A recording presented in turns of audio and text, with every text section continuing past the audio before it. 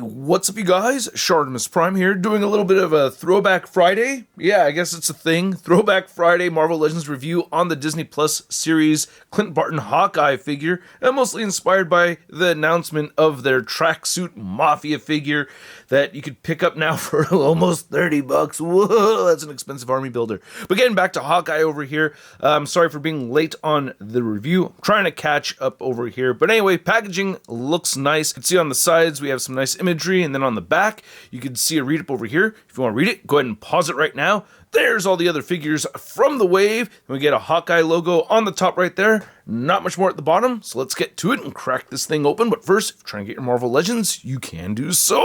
Big! Get your big badass toys at BigBadToyStore.com. Click the link in the description below. And here's Hawkeye out of the packaging. And I gotta say, there are some things about this figure that I like, but there are definitely some things that are sticking out to me with this figure, just with the aesthetics, that I don't like. You may see him rocking a little bit as he's on this rotating base, and we'll get into that for sure in a moment. But first, let's get a closer look at the accessories, and then we'll take a closer look at the figure. So we get the Infinity Ultron Build-A-Figure piece, and we get the quiver, we get the bow, and the two sets of hands, which are not perfectly even. You do get one wide open hand for the left side, which looks pretty good, except it's just too big. Yeah, whenever I put this on the figure, I just feel like this hand is just a little bit too large, right? I don't know, big old hand. I like the way it's sculpted. You got the rivets and everything right here for the glove and stuff. Paint apps are fairly clean, maybe a little bit of bleeding here and there. And then you also get a set of fisted hands right over here, so an even set of these, which is pretty cool. You know, not bad having the fisted hands. I do like that. And then you get one bow holding hand right there for his right side. You get the quiver right over here. That does have painted arrows only on one side, so not on the back, but on the front you could see how these arrows are painted, and that just ports into the back of the figure very easily. And then you have the bow right over here, which is brand new. I don't remember seeing this anywhere else. I do like the wrap right here. I do think I lost a little bit of the white paint over time, or it wasn't applied properly. I can't remember because I've had this figure for quite some time. Remember, guys, just because I'm reviewing it at a certain time doesn't mean that that is when I obtained the purchase. So anyway, he holds it just fine in his bow holding hand. It's very easy to do. Looks good. Except for the lack of a horizontal hinge. We just have the vertical hinge right over here instead of the horizontal hinge. I feel like that is your default posture. So I say vertical, horizontal.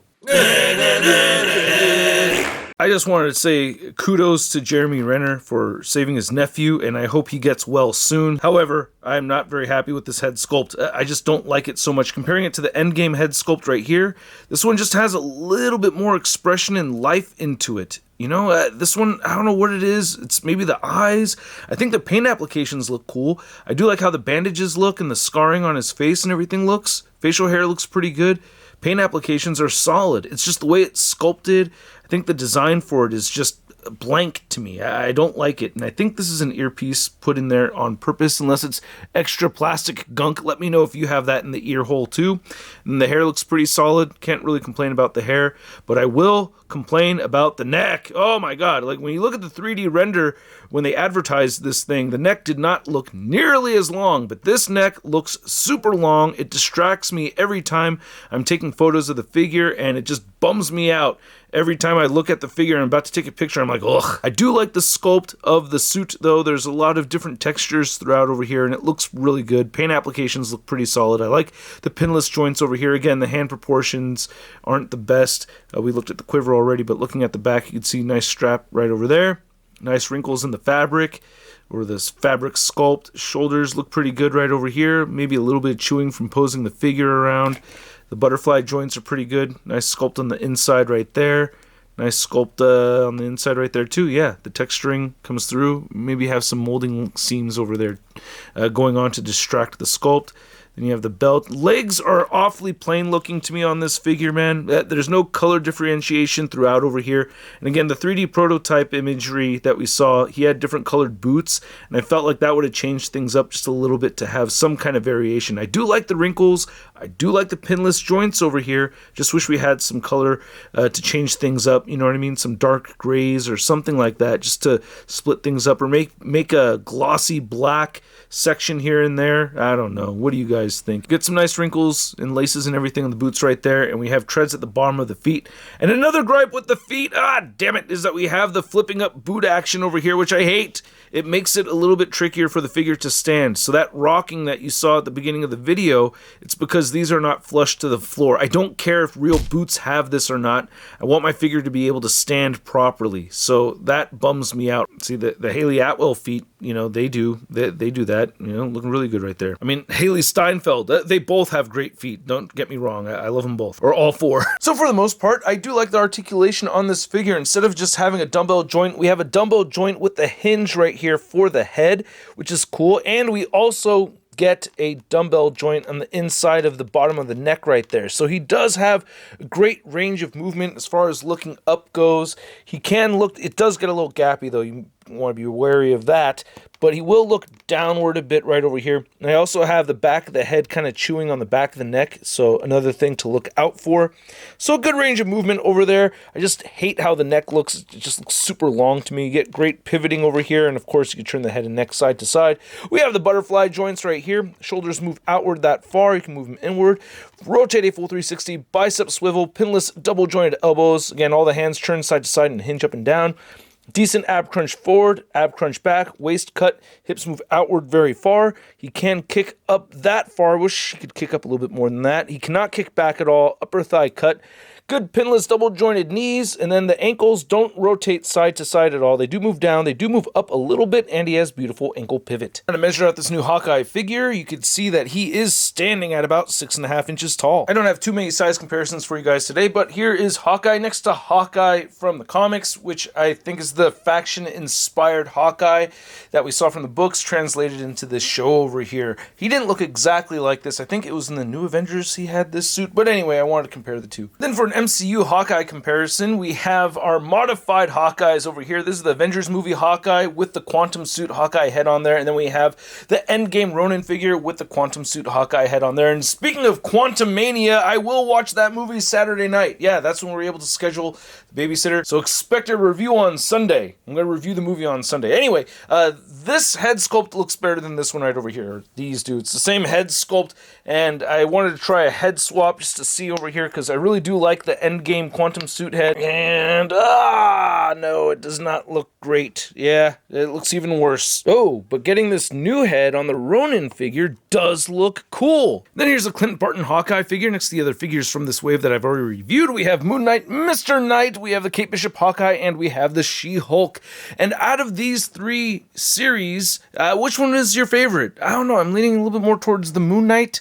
I liked the She-Hulk and I liked the Hawkeye series just about the same, I think. I think the Moon Knight was my favorite. But anyway, one comparison I forgot to include in my She-Hulk review that is bothering me so much, I apologize to you guys, so that I should have busted out the Netflix Daredevil when comparing She-Hulk right here. And I feel like that looks okay. Yeah, not too bad. Maybe she could have been a little bit taller now that I see these two side by side.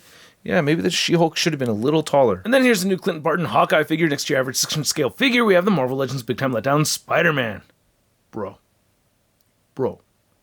No. Wow, he just knocked himself out with his own giant hand. So I hope you guys enjoyed this video. If you did, show some love to the channel by simply clicking that like button. And if you're new here or you hate watch this channel, make sure you hit that subscribe button so you don't miss out on any future videos. You know, you gotta keep up with those hate watches, right? Hey, there's a low percentage of subscribers compared to viewers. It's very common on YouTube. So, hey, show some love by hitting that subscribe button, why don't you? Now, the figure right here, I don't know what the general consensus is of this thing. I think more people like it than not. I don't really know. I'm just disappointed by it. I think the frame of the figure seems a little on the weak side, too. Like, I feel like he could be a little bit bigger up top. Like, the lower half just seems a little bit larger in proportion to the top half of the figure. I feel like the hands are too big, especially that wide open hand that he knocked himself out with. I just don't like the proportions of the legs, the hands, the neck. Like, there's a bunch of issues that I have with that. But on the good side, there is some really nicely sculpted details throughout on this thing, you know, throughout on the figure. You get some pinless double jointed elbows, pinless double jointed knees, the wrinkles and the details of the texturing. You know, the pants have this nice texturing going on with them and stuff. So there are things to like.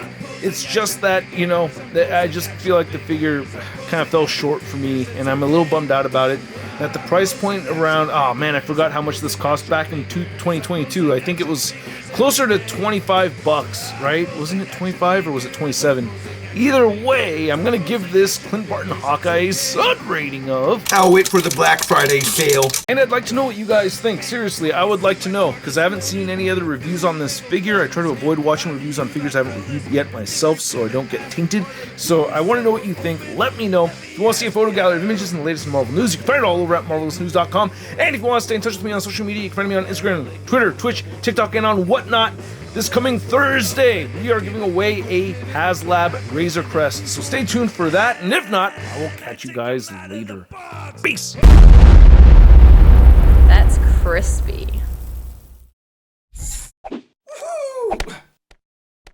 Hey, new ShartimusPrime videos. Hey, you should click one. Yeah, click on one of them. Or subscribe if you haven't.